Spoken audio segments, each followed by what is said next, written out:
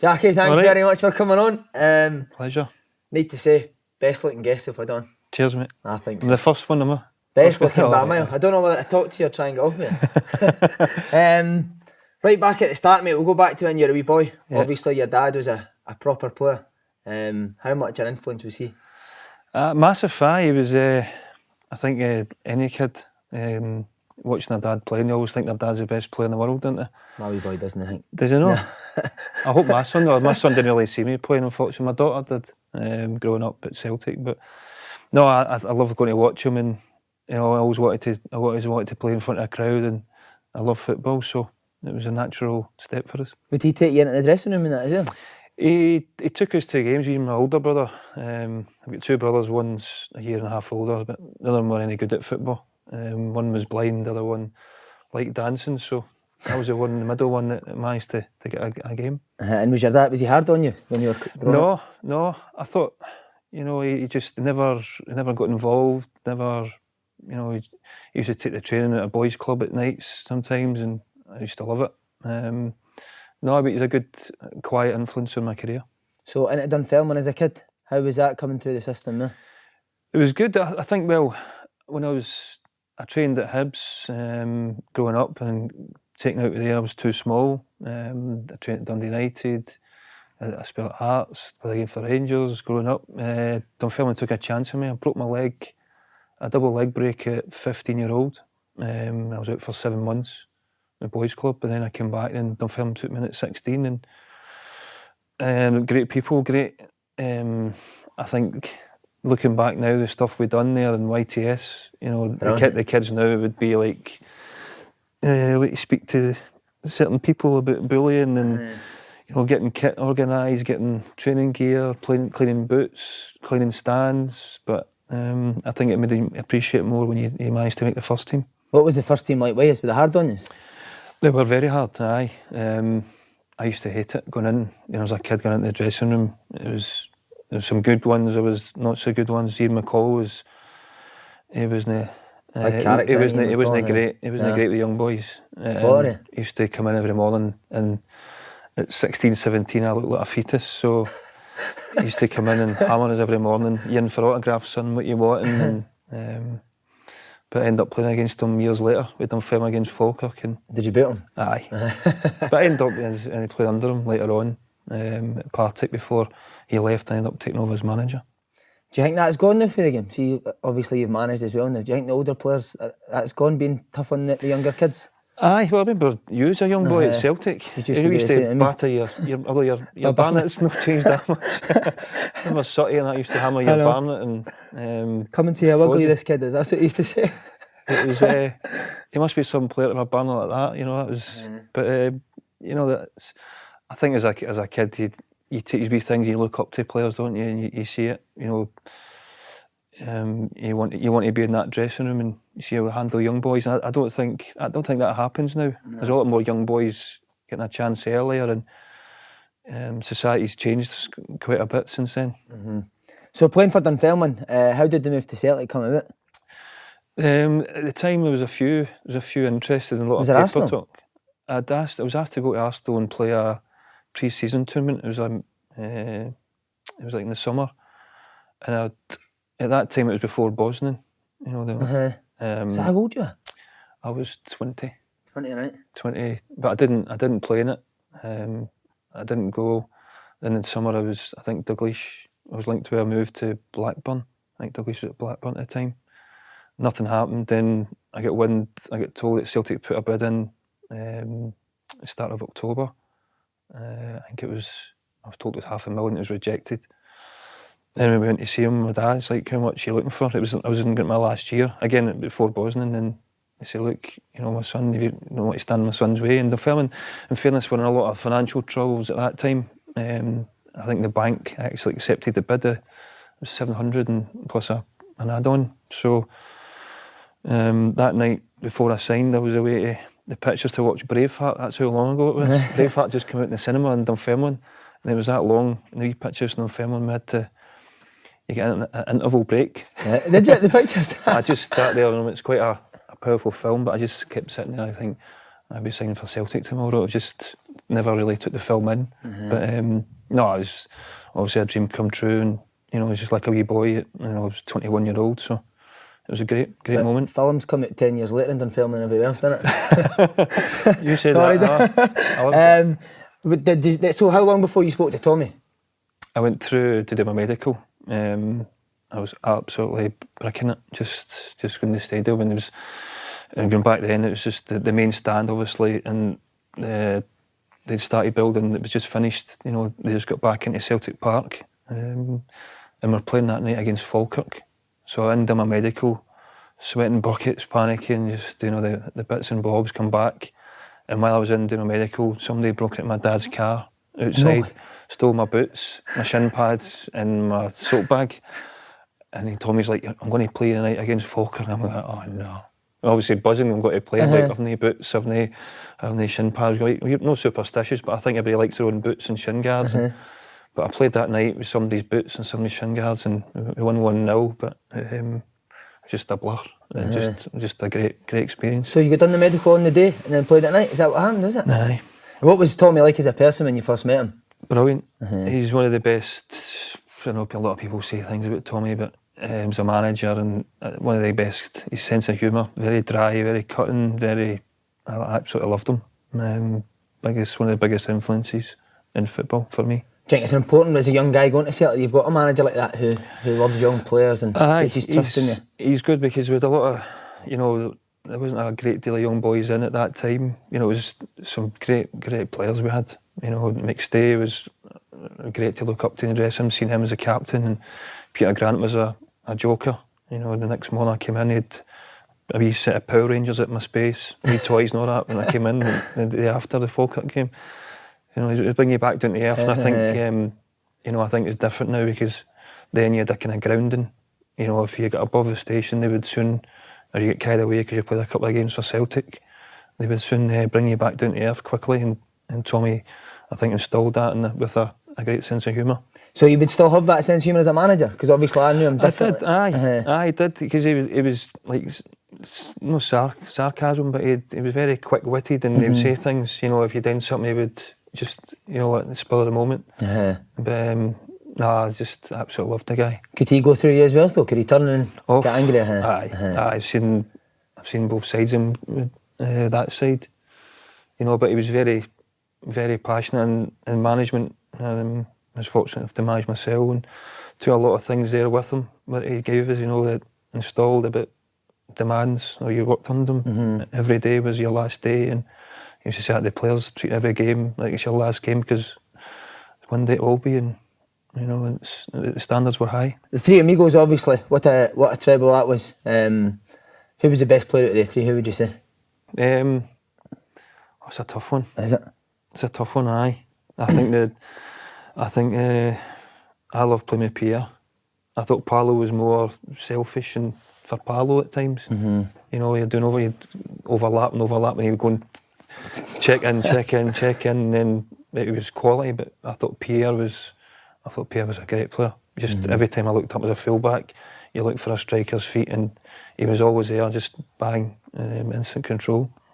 Any regrets that team played such great football that I think couldn't win the league? Just unlucky. I think just a good Rangers, do you think? Aye. Yeah, you look at the team we had and the team Rangers.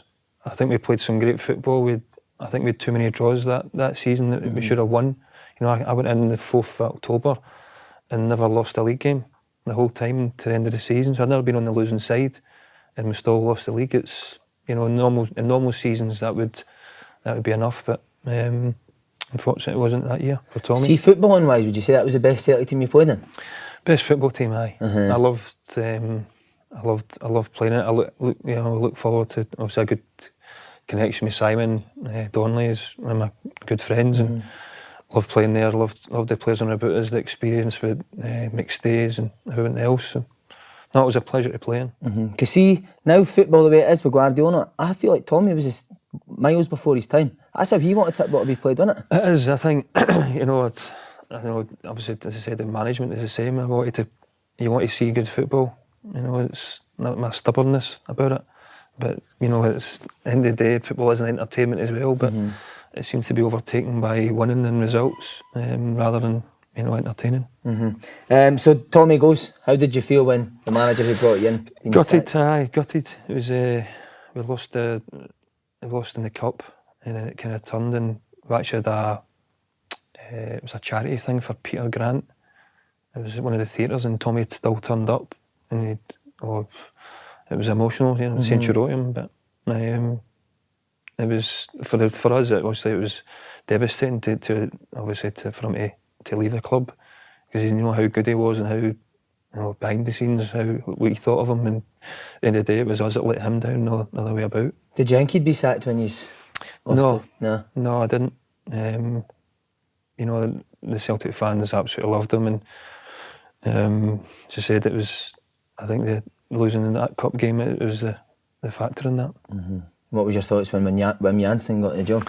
It was unknown, and we were away in Holland pre-season, and I didn't know much about him. He turned up and he had a whistle, and everything was to the minute. Every training session, eating, we had to eat together, breakfast, everybody did for breakfast. It was a real discipline. But I liked him. I had to change. I started at right back. I had to change my position under him, and he didn't like the right full backs getting forward. He liked to keep a straight four. And I ended up playing further forward that year, and been a good year for me personally. When the PFA Player of the Year, he moved me forward, and I played wing back as well. So, but again, it was learning different positions. See, that year you've got to stop 10 in a row. Do you think, why are we getting an unknown manager in here to try and stop 10 in a row? Yeah, you do. It's part of you, because you sometimes you look at it and maybe it's because he's not part of it. You can go the other way and say, well, he's not got the emotional side, he's got the winning side.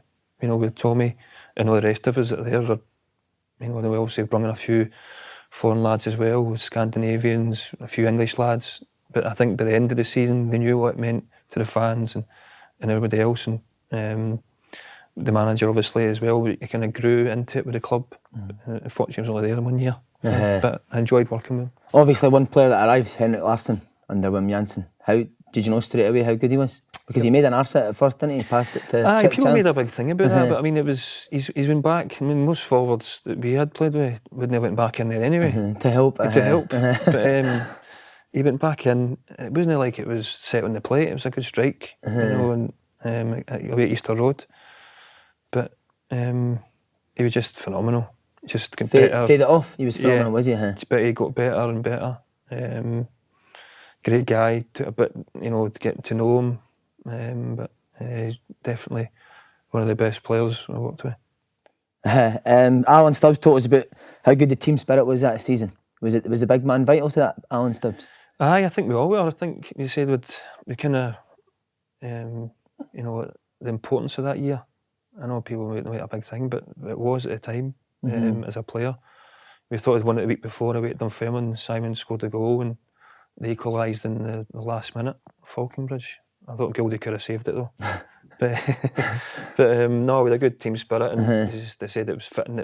We won it at Celtic Park at home to St Johnstone, and Henrik scored a great goal to settle us down that day. Then Harold topped it off for the winner. So no, but the importance of that, I think, for everybody, but for the football club, and the hard times it had been through, it was so important. And then that final day against St Johnstone, what was the tension like before the game? I think I slept for a week up to that, in all honesty. It was just so nerve-wracking. I've never had it since. I think, I've had, obviously, we've been involved in the UEFA Cup final in Seville in different moments, but that was more nerve-wracking for me. Maybe just because I was maybe younger and, a chance at home to win it, the pressure. But it was definitely a special one. Were the older guys good at keeping your nerves? I think they were probably worse, to be honest. Probably worse. I think, we're looking at we're all in it together, and I think it helped us all through, and just that experience. Obviously, a lot of good characters in the dressing room. Was Wim good at, because as you say, he wasn't involved, quite a calming influence? He was, he was. It's funny because you look at, when you go into managing or coaching, you look at everybody you've worked with, and you maybe subconsciously take little things from him. Vim, he didn't like confrontation. He didn't like like after a game, if we had a bad result, he wouldn't like sit down and go through the whole thing. Okay, see you Monday. Not today's not the day. He didn't like when you're right after the match. You know, he was very calm, and I think it helped. You know, there's a lot of things said. Maybe a few things I took from him as well. His style and how he does things. He's Barnet. Not quite. I couldn't have grown it then, unfortunately. Some amount of moose in that Barnet, wasn't there? How was the night after it? Did you all go out in Glasgow?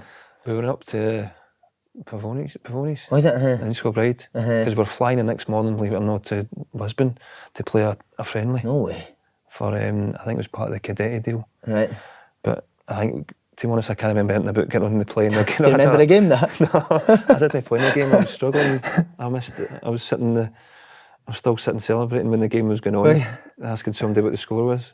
But no, it was just said it'd been a long season. I'd been struggling a wee bit with an injury, so managed to get through it. And ideally, I should have went for an operation then, but I'm glad I did. Obviously, playing the World Cup squad, '98. So it wasn't until later on I broke down and managed to get an operation. What was your reaction, man? How can you win the league and then Wim's away? It was pretty surreal. There was a lot of rumours before we went over, and he obviously Vim never gave anything away and just announced it when we were over there. I think his concern was, you know, the squad and they wanted funds, but he never said anything to the players, you know, like why he was doing it or the problems he had behind the scenes. But it just, you know, it was such a high to obviously a disappointment. But again, then we went off to World Cup at the time, then come back and another new manager. And how was he? Venglos? Good, and it's again different methods.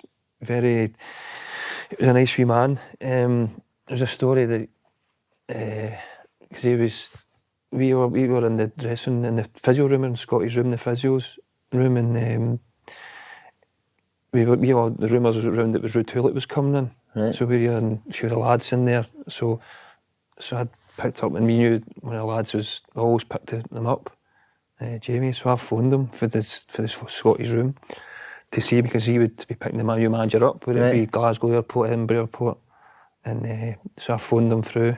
Jamie, is that you? And he's obviously stopping it. He's got a new manager and Fergus in the car. I didn't know. But so I kept phoning and he's hanging up and, Jamie, is that you? Who's that? Jamie, is that you? And it just kept happening. And, so I phoned it again and I think it was Fergus came on. Who is this? And just, I demand to know this. I went, who the F are you talking to? And I put down the phone. And Jamie said he just exploded in the car. He said, I want that man found and I want him this. So I could have been... Did he ever find out it was you now? No, well, still, I ended up being there 10 years now. They've been at the door. I could have went to the door. But brilliant. Just, it was a unique story. I came off the phone like that, or, you know, just me, Fergus. I didn't expect to hear, but Jamie, I seen Jamie later on and he said to me about it.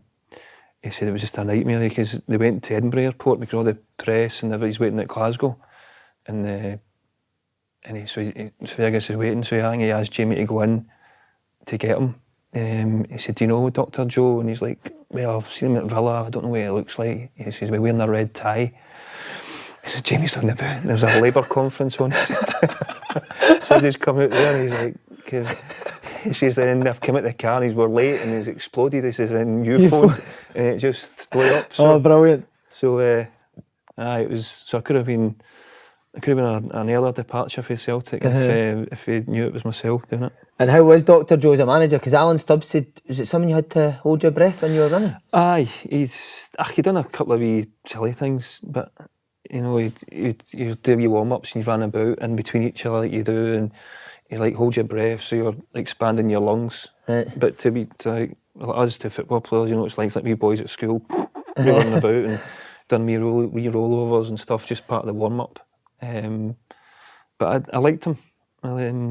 You know, I didn't play a great deal with him because I said I had 2 operations that year in my patella tendon, but I liked him, and you know, I liked some of the stuff he'd done, and he brought in Lubo. You liked doing the Lubo, is it? Aye.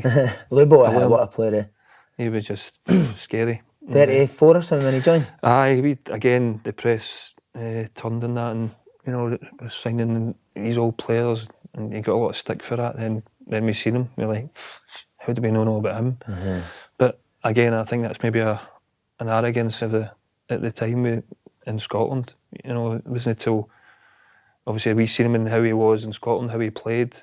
I remember playing in Ryan Giggs' testimonial, and I think it was Liam Miller asked for Cantona's top, and he's like, "No, I want Moravcic's." The Cantona said that, did he? Huh? We were like, I think Lobo scored 2 that night at Giggs' testimonial. Wow. But we obviously knew how good Lobo was, but in France he was highly thought of. But you know, us being, who's this guy coming at 30-odd-year-old, and until we actually seen him playing.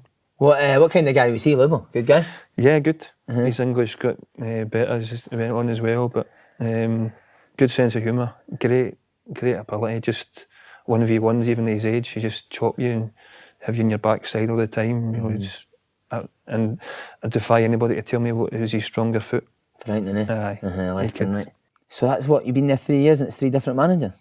No, it was over that. Or was it longer? Would that be Dr. Joe left 2000? I was there, no, it was 5 years. 5 years, 3 managers, and then John Barnes. John Barnes. Did you see that one coming now? No, I was actually down in London. I just had my op, the second op in my knee, and I got told that's who was coming in, and they signed a few players, Ayo, Berkovic, but I, as a football player, you're going, John Barnes, this will be class, you know, great player, and Dalglish is, you know, helping him, assistant with Tim McDermott. Just thought this was going to be great, and to be fair, we started really well. We were scoring 6 goals, and you know, most teams were blown away.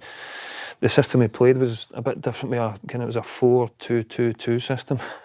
So I had the graveyard shift right back. Wow. Yeah. So you know, but you know, when we played, it was good. I think the turning point for him was losing Henrik in Lyon. Everything went wrong from there. It was Henrik's fault. He broke his leg, and as I said, you know, then things just seems to go wrong from that moment on.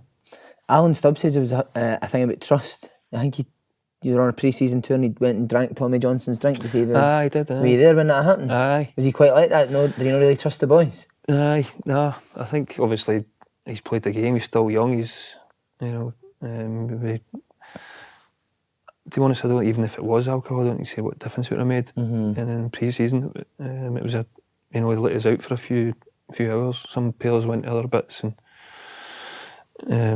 I don't think there's a lot of trust there with him. No. Was there a good connection between him and the players? Or John, no. No, he was quite set back from that. Obviously, the turning point for him, and that was the Inverness game. Fortunately or unfortunately, I wasn't playing in that one, or in the dressing room after it. But obviously, heard what happened, and Big Viduka didn't come back out the second half, and he fell out with him. But you know, there's a lot of things, as I said, he done quite well, John. A lot of things he didn't.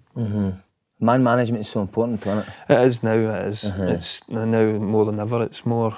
It used to be, you know, doing it for the manager. Now it's the manager's more like a social worker, or try to get the best out of the players. Whereas the players relied on it for their job, as the profession they play and want to play.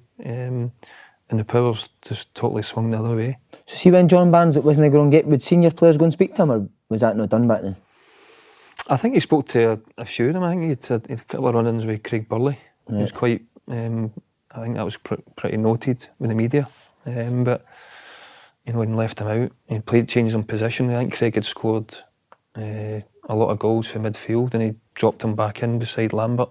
I don't think he liked playing there, because he liked to get forward and score goals, and he had to say he did Lobo and Ayo, Berkovic in front of them. Then it was Viduka and Larson, which is a good team. What a team that is. And he had 2 fullbacks and me and Stefan Mahy, I think, but 2 clawyers. But it was it was a good team. So John Barnes leaves and Martin O'Neill comes in. Top man. Yeah, very good. Just discipline, knowledge. Just, you know, he was very intelligent. Just commanded a room. Loved working with him. At times there, I would playing and doing well, and I wouldn't be involved. Like, sometimes was frustrating, but kept my head down and kept working hard. Went to see him a few times about leaving if he didn't want me, and ended up being his captain at the end. So managed to win him over. But no, I enjoyed working with him. He had good people around him, with Steve Walford and John Roberts and that sort of characters. Brilliant guys. Great to be around, and they used to join in, didn't they? They joined in, but in the Friday, young v old. But Robbo was some player. He was some player, Robbo. But no, as people though, I thought they were brilliant. I've seen them a few months ago there. But they're great guys to work with. What is it Martin O'Neill's got? It's just an aura, isn't it? It is, aye. Were the players scared of him? You could bottle it. It was sort of like that. If somebody, because he was quite standoffish, he would come and do his thing. Martin wasn't a coach or a training manager. He wasn't. He was a dressing room. It was like a courtroom. I know he'd done law and stuff. His delivery and his motivation, but I think if one of the lads had said something to him, or was over speaking to him, the other lads would be like, "Oh, speaking to your dad." It was kind of, whereas other ones you go over and like, "Hey, gaffer," it was different with Martin. As one time I was in the changing room, and Chris Sutton standing in the shower, and I was standing naked, and Martin's come over to speak to him in the shower. And I've just clipped round into the shower room. I was looked at him.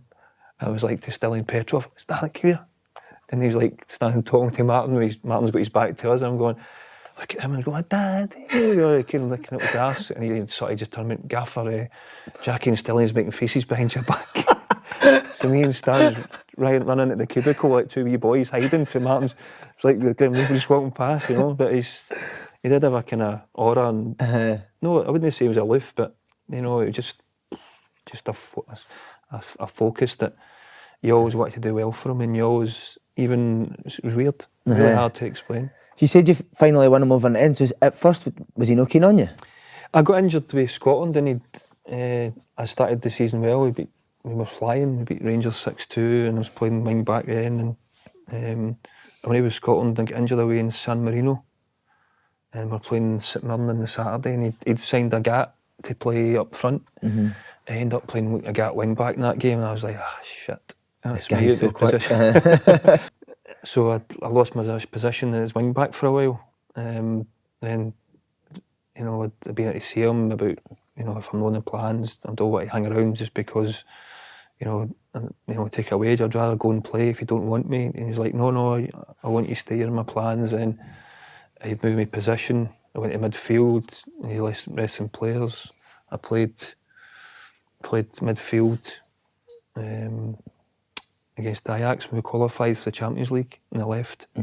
Played well, and the next game I wasn't even in the stand, in the bench. I was like, just like, you go from one extreme to the other, and just try to read them, and I couldn't. No matter games, I started me at midfield, and played well, got man of the match, and scored. I'm not even on the bench the next game. I'm like, so I'd go and see him again.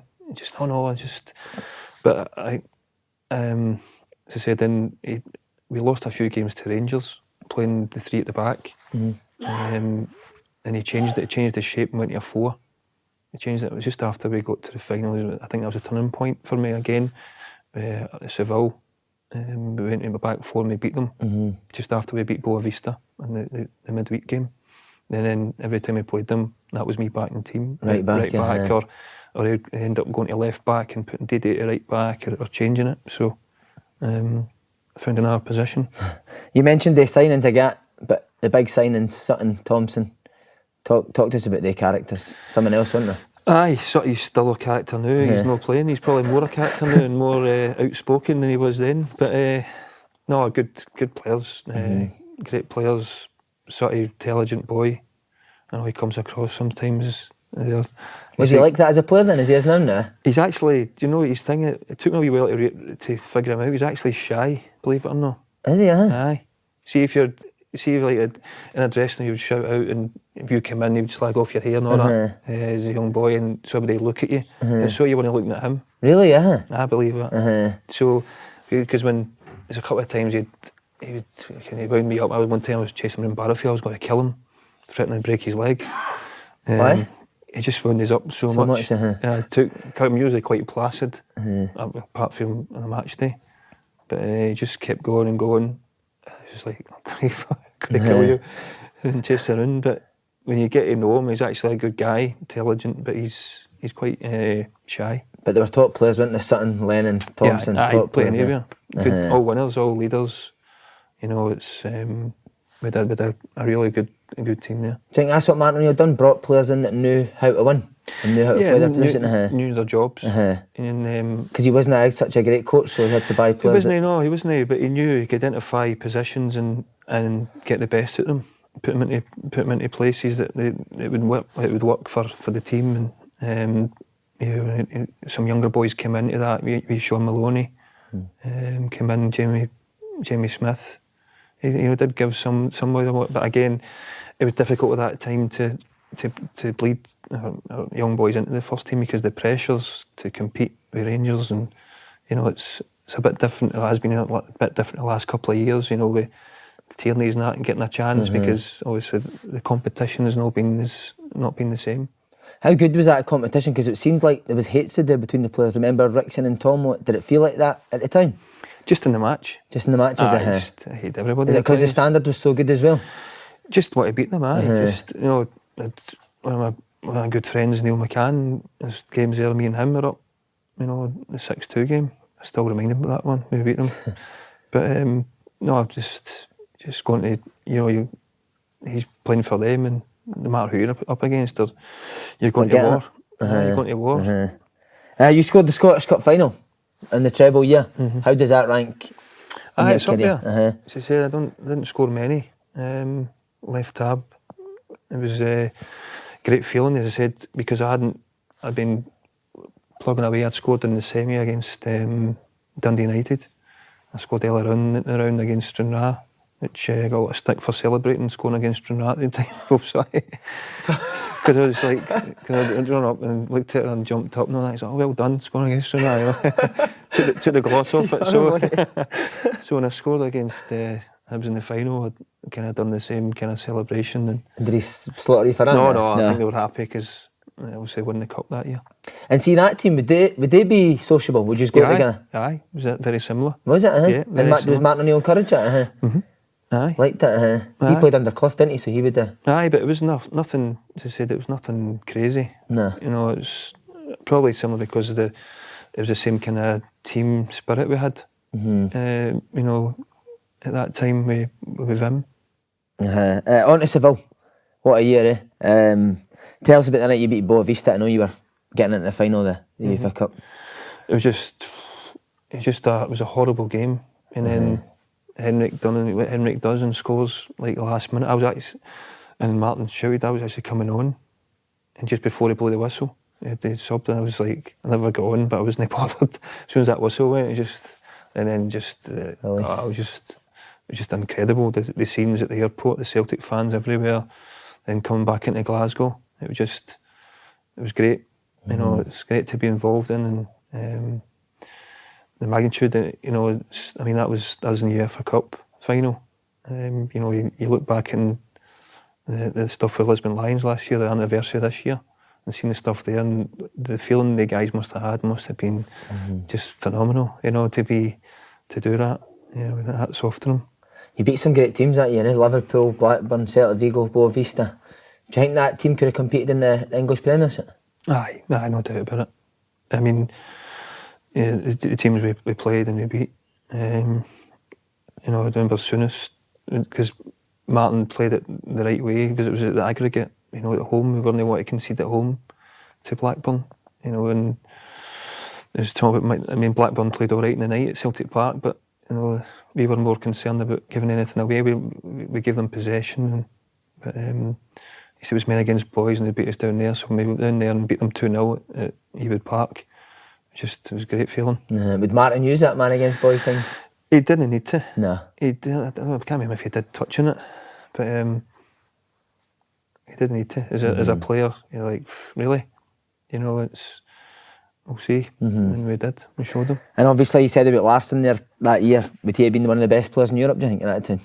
Yeah. I think, again, it's maybe a big thing because he's playing in Scotland. But then he leaves Scotland to go to Barcelona and wins the Champions League with them. Then he goes to Man U at 35. You know, and still doing it. He's just, there's not many players can do that. He's scary. He's got better and better and better as the years went on. You said you were nervous, obviously, about the St Johnstone game to stop 10 in a row. How was the build up to that game in Seville? It was nerve-wracking, but because we stayed in Jerez, which is about, I think it was just around about an hour away from Seville. Right. And our families were there as well, and the bus journey, and everywhere you went, it was just green and white. And just the shivers on your back everywhere. I think it was reported like 80,000 Celtic fans there, but that's all you seen there. Anywhere, anytime we get close to Seville, actually coming into it, and just in the heat was just incredible. And how hot it was. I came on a sub for Lambo. Martin's like, I want you to go and stand on deco, stop them getting on the ball. But she coming on, like, try to get your second wind. It was just so difficult. But it was, obviously it was a really disappointing way we lost it. And obviously Bo getting sent off killed us, because I thought we were on the ascendancy then. Bo slid in and got a second yellow and got sent off. But you know, just and the way they went about that night, the Porto players, you know, it left a bad taste. Just they're diving about, and the altercation in the tunnel at half time. There was a wee kind of standoff fight kind of thing in the tunnel. Was that Bobo flinging boys a bit? Usually is Bobo, no, but I think it was their manager. Was it? I think they kind of there, because I think when they scored, the boy went up to us and punching his chest and that. But I think he'd done it to get them up, meaning there was going to be a fight second half, and that was his way of getting his players to not to rest in it, being 1-0 up at half time. And you were trying to put it a bit in the tunnel at half time? Oh, we had a few fights in the tunnel over that year. Usually Bobo was the culprit. Could he fling boys a bit, Bobo? Aye. Strong boy. It was a Barcelona game. If someone had like cut Bobo's lip, I just go, oh, no, he's turning and whack somebody in the tunnel. I think it was Mota. So, and Bobo's, he's bleeding just before half time. So we come off, and Baye's cracked at Mota, and Big Rab stepped in, and he took him aside. You know, and he's trying to stop the situation, Big Rab. So we get in the change room, and the referees come in. He says, Celtic captain, which is myself, and the Barcelona captain, he came into the referee's room. He went, number 4 Barcelona off, and then took the wee Celtic number 20, I think it was. I'm going, 20, Bobo's number 6, it's number 20. So I walked in, and Martin's standing there. And he went, what? I went, wrap your arm. And he's going, what the fuck? He's going mental. I just sat down all calmly, and he said, Rab off.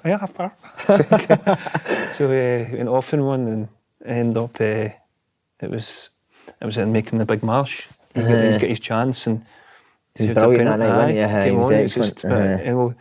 He's got Bobo to thank for that. You said that you came on for Lambo. Yeah. How long before the final did you know you weren't going to play? Start?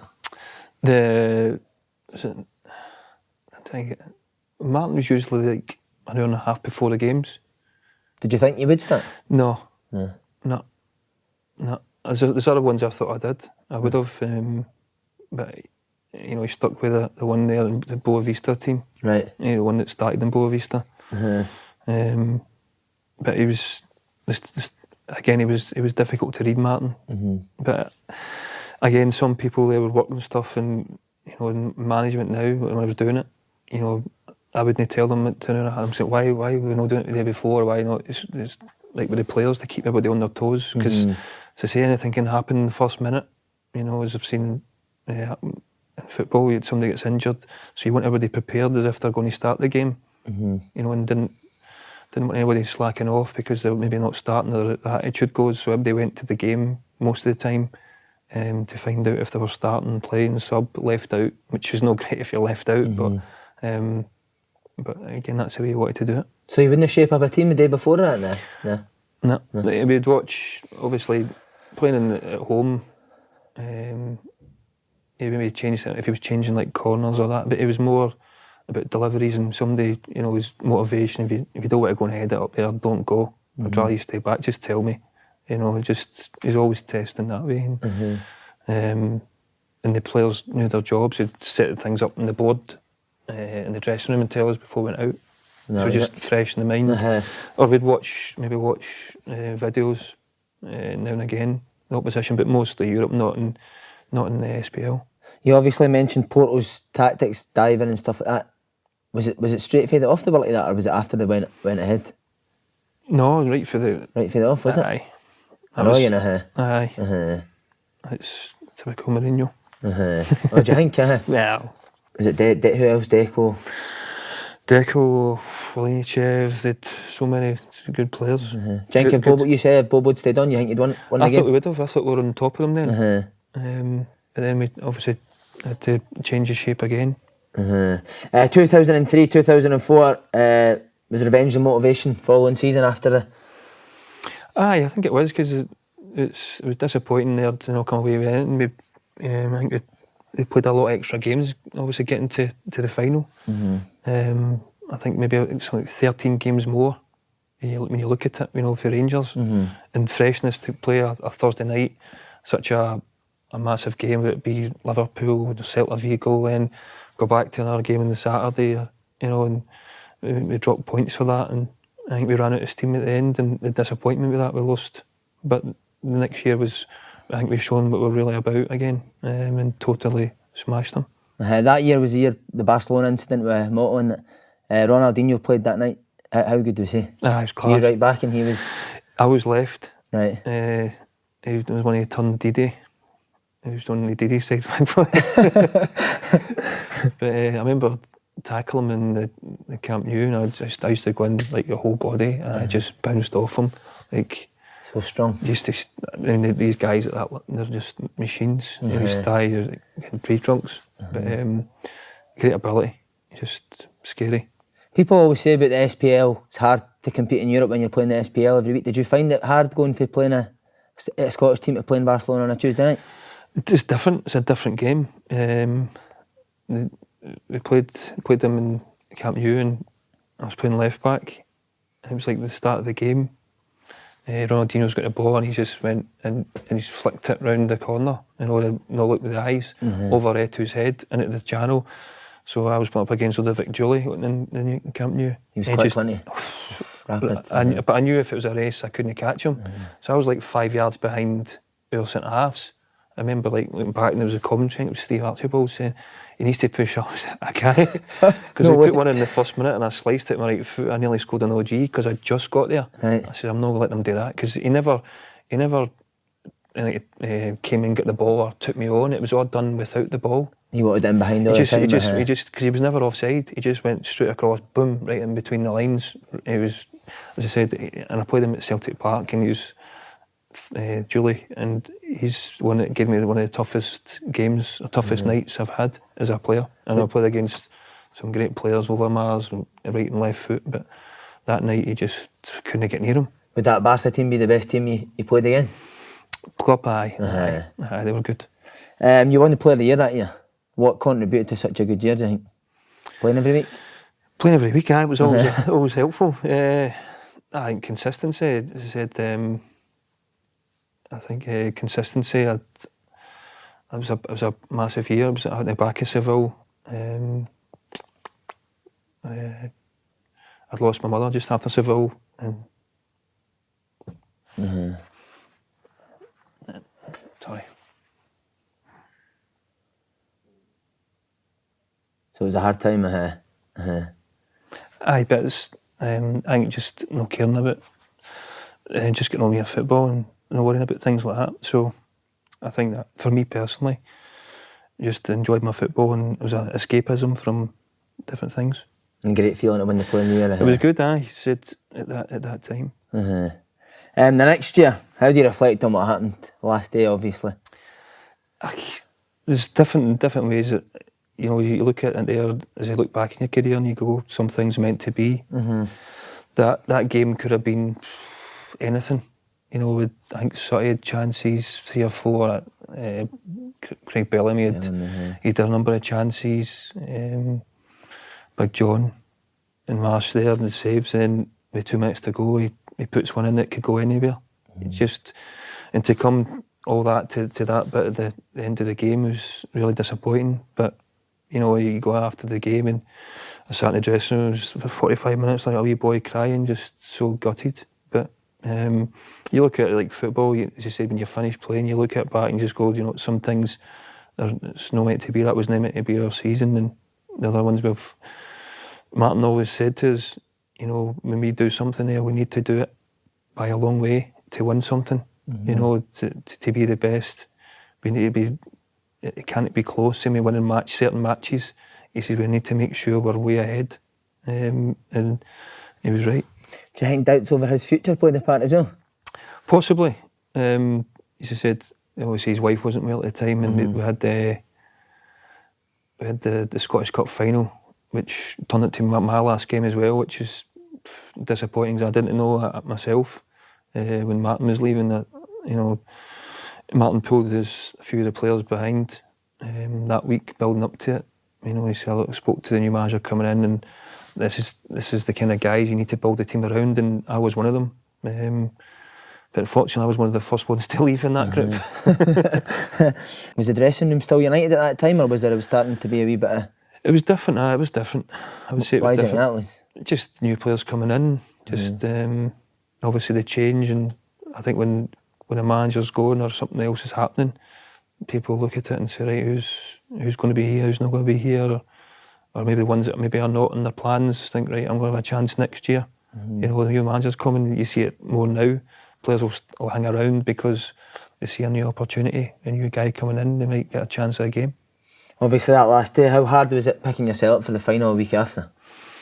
It was tough. It was a consolation. I would never say it was a consolation winning a Scottish Cup, but obviously the league was the main one. It was disappointing, but we were up for it.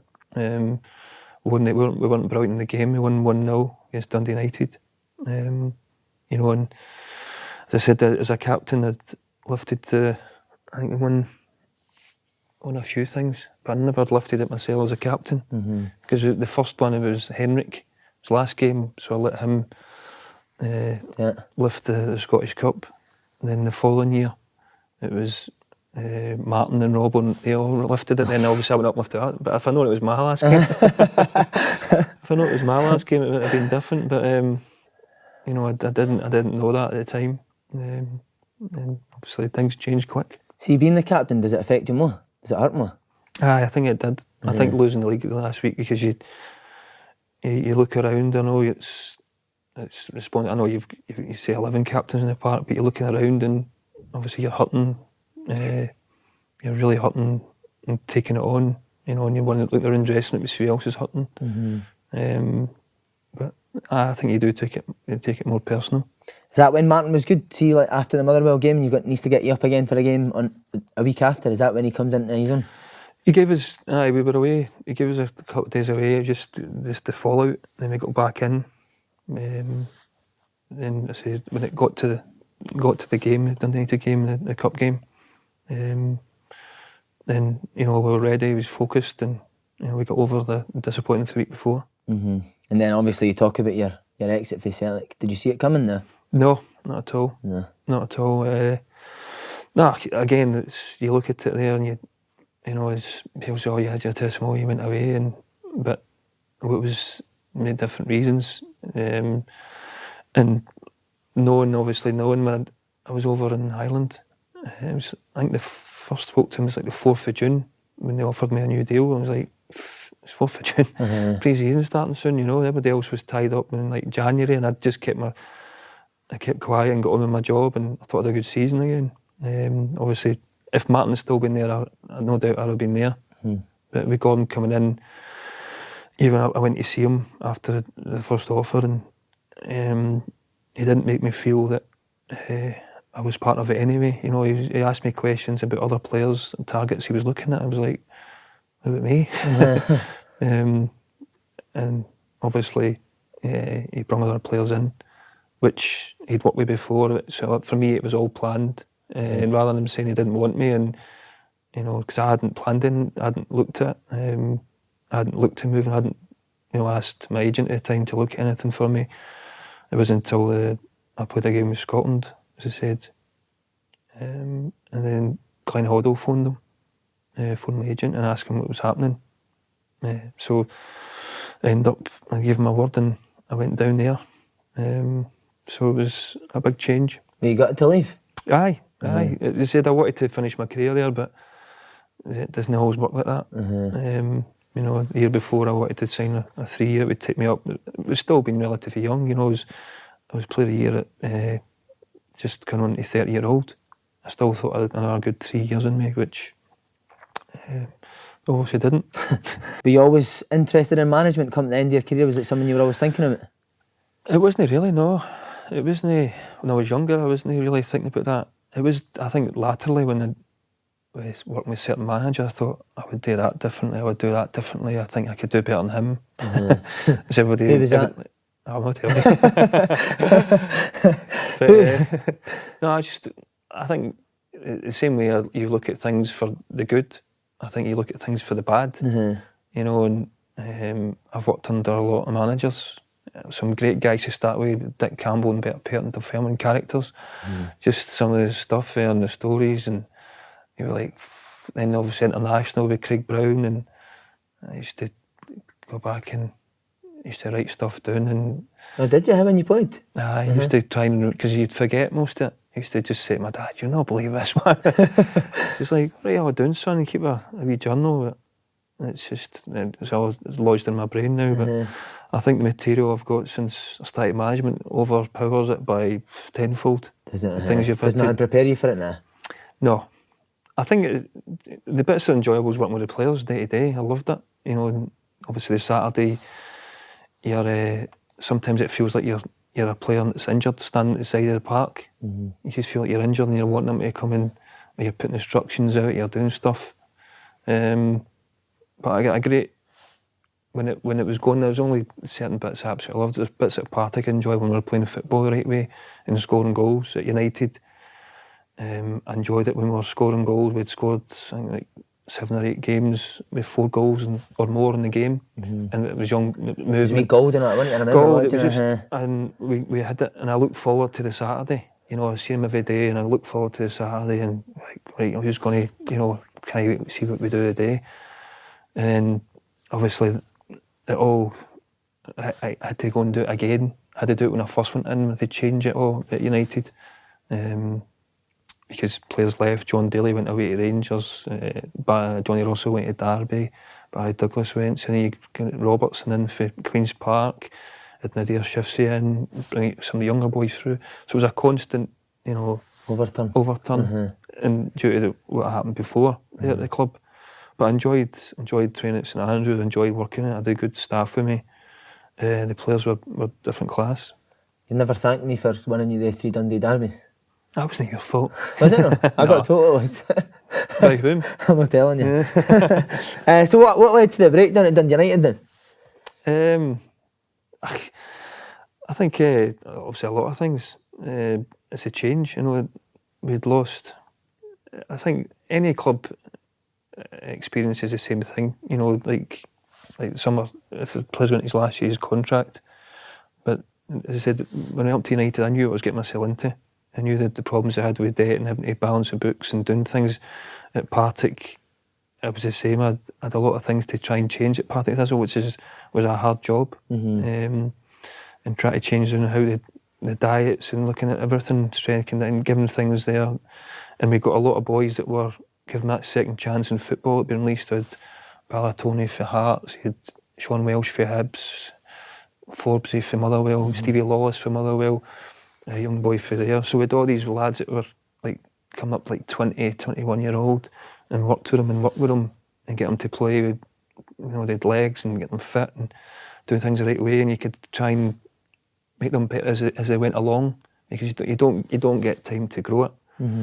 United went up there, I looked at United and I thought, right, they've got great training facilities, they've got 1 or 2 kids that maybe do something, you know, get them into the first team and work with them, and we'd say we got it, but it was difficult because it takes time. You know, like Nadir was hard work when I first got him at United. What attitude wise? Everything. He was obviously scarred from previous places, and you know, he'd fight with his last manager, and Big Pierre Van Odder phoned me about him. He said, look, if you can get him, I think you could get the best out of him, and try and, you know, there's times there I know a manager I worked with would have kicked him out for what he was, you know, he was fighting one of the players, but he was actually a good kid. He's just getting to the bottom of it. This is talking about psychology, but it takes time to get to know them, what makes them tick. You know, it's not just turn up on a Saturday and hope they perform at their skin for you. It's and people don't see that side of it. They don't see all the stuff, the work or the care that goes in behind the scenes. They just see the guys turn out on Saturday, then they see them move on and go, you know. But the understanding of where the club was, you know, the difficulties they had, because at one point we were close to challenging before. Played some great football. It was we beat Celtic just before Christmas. Nadir and Stewart scored, and then, you know, at the end of that January, obviously they took Mackay Stevens, he was out of contract in the summer anyway, and Stewart, and then they took Nadir in the summer. So, and obviously it takes time to go, and you can't just, you know, I always said to them, like, when we first got there with Andy Robertson, we had a nominal fee to Queen's Park. Could we afford them when we signed them? Yes. Could we afford them when he left? No. Could we afford Nadir when we got him?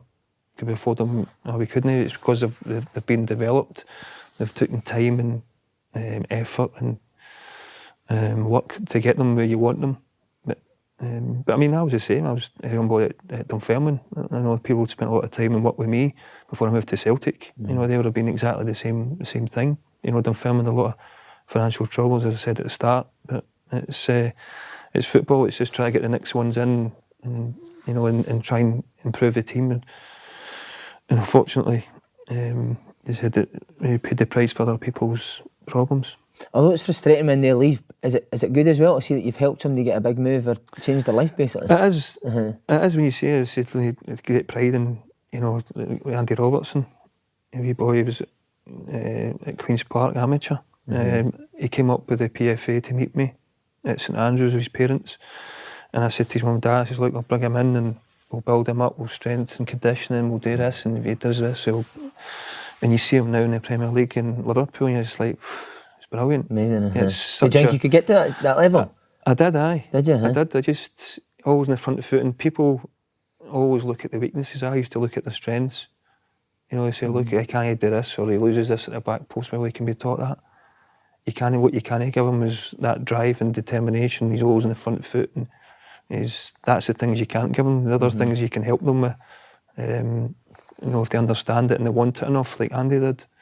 And there's so many of the boys like that you see it and you go, the kid's done it himself because he wants it. He's hungry and he'll keep going and going and achieving. And one last thing I want to ask you about is your comedy writing. Tell us a bit about it. I think, as I said, I used to take down notes of things that was said and done, and stories I'd hear and different things. I was doing it just at the time when I was doing my coaching badges, and I used to write things down. I sat down one day and started. I thought I might do a kind of book, but without, you know, naming names. A lot of people have done autobiographies and stuff, and I just thought it's not sincere, because you're hurting too many people if you really said what you want to say. You know, and a lot of people don't spill, tell all or whatever. This was me a wee doing ones of adding arms and legs onto things, and then different wee stories that I'd heard, and you know, some of it was a great laugh doing it. I'd sat and done about 9 episodes, right? But I met up with a guy who was a family friend, Frank O'Hooley. He was in Still Game. He did a bit of acting and stuff, and I just per chance met him and I talked to him about it. They ended up getting together and we done a pilot and filmed it at Falkirk Stadium with some players, my pals, and it was just, what a laugh. It was just a great laugh doing it. And I think it's just, even if nothing comes of it, you know, to do something, you know, the world's full of things. People say, I've got to do this and I've got to do that, or I was going to do this. I said, you know what, I'm going to do it. But it says I've got 30 minutes of footage of me and my pals, and got Gary Lewis acting as a manager and done something that, you know, it doesn't come anything. And I just kind of left it, you know, because I just started management at the time as it was done at Partick, and I put it to the side, and I said, really, started writing more stuff just because it was therapeutic for me. You know, in The management, escape. you know, and turning characters, maybe 2 or 3 characters into what was one person for me. Right. And the amount of characters I've come across in the last 6 years in management, or 7 years now, it's just, you couldn't write it. You know, it's just... So can we see it anywhere? There's a wee bit on YouTube, I think it was YouTube. I'll give you a call. I showed some people there. I mean, I the guy there, we'd done it a certain way. Obviously, it was just a pilot, but it's quite a difficult industry to get into if they're not producing it and doing it all. And might end up just sticking it online. I spoke to the guy, Fran, a couple of months back. I said, well, just stick it online, let everybody have a look at it. You know, and because we've got all different actors and actresses that came in to do it for free. They said, look, if anything comes out, then they would, you know, obviously use them and stuff. And Gary Lewis was kind of family friend. He played the manager, and he was just Brilliant actor, and he's just a brilliant actor. But it was good. It was a good laugh. Brilliant. Jackie, thanks very much. Pleasure. It's been a pleasure. Cheers. Top man.